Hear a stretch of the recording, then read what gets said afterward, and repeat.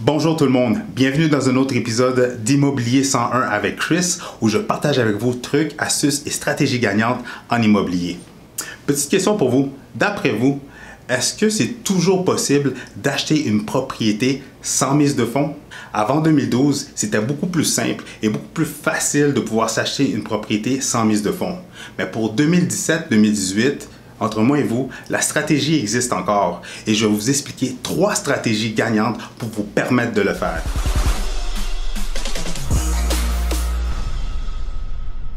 La première stratégie, c'est d'obtenir un don.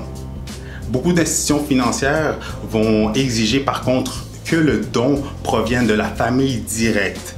En d'autres mots, père, mère ou les enfants. D'autres institutions, par contre, eux autres vont être un petit peu plus flexibles. Ils vont quand même accepter que la mise de fonds vienne d'un membre de la famille quand même assez proche, des oncles, des tantes ou justement frères, sœurs. La deuxième stratégie, c'est le régime d'accession à la propriété et le prêt REER. Dans le fond, pour le RAP, c'est que vous avez la possibilité d'aller chercher l'argent de vos REER et l'utiliser comme mise de fonds pour l'achat de votre propriété. Évidemment, il y a quelques critères à respecter pour pouvoir justement utiliser cette stratégie comme mise de fonds. Et pour ceux qui n'ont pas contribué dans le REER, il y a aussi la possibilité d'aller faire un prêt REER qui va consister à aller chercher, faire un emprunt sur votre retour d'impôt et ce montant-là va être un montant que vous allez devoir rembourser dans vos REER. Donc, pour ceux qui n'ont pas cotisé dans le REER, ça vous fait une option justement pour pouvoir aller chercher de l'argent qu'il vous manque pour pouvoir justement l'utiliser comme mise de fonds pour pouvoir acheter. La troisième stratégie consiste à contracter un prêt personnel ou utiliser les fonds d'une marge de crédit comme mise de fonds pour pouvoir vous acheter votre propriété.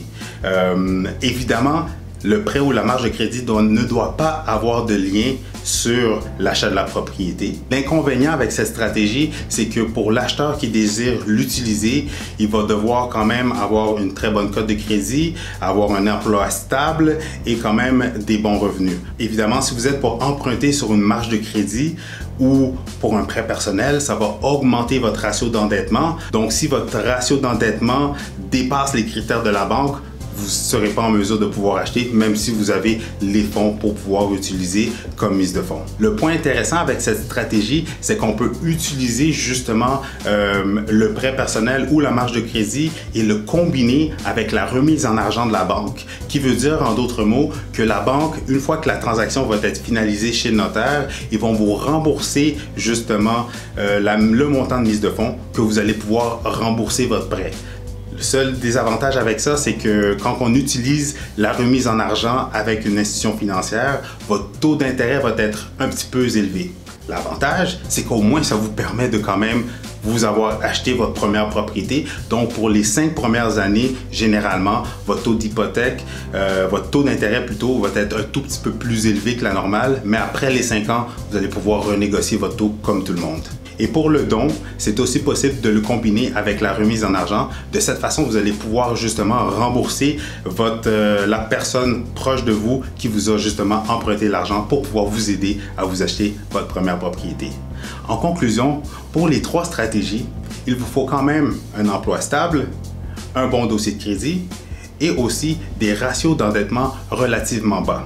Parce que si vous avez trop de dettes, si justement votre taux de crédit est quand même assez faible et que le risque a l'air un petit peu trop élevé pour la banque, votre prêt sera malheureusement refusé. À travers les 3 stratégies, peu importe laquelle que vous pensez ou que vous avez l'intention d'utiliser, avant de commencer quoi que ce soit, rentrez en contact avec soit un planificateur financier ou un courtier hypothécaire. Ça va être les meilleures personnes, ce sont actuellement les personnes qui vont pouvoir justement vous aider et vous guider pour mettre en place ces stratégies pour vous assurer que votre futur achat va pouvoir se faire. Alors c'est tout pour aujourd'hui. Mais avant de terminer, la question du jour, connaissez-vous d'autres stratégies que je n'ai pas parlé dans la vidéo qui peuvent vous permettre d'acheter une propriété sans mise de fonds? Si oui, inscrivez-les dans les commentaires plus bas. Ça va me faire plaisir de justement discuter avec vous, d'échanger avec vous. Mais surtout, si vous avez des questions, inscrivez-les aussi dans les commentaires pour que je puisse être en mesure de vous donner la bonne information pour vous aider dans votre future transaction. Alors, c'était Christopher Salador, votre guide, votre coach, votre conseiller en immobilier.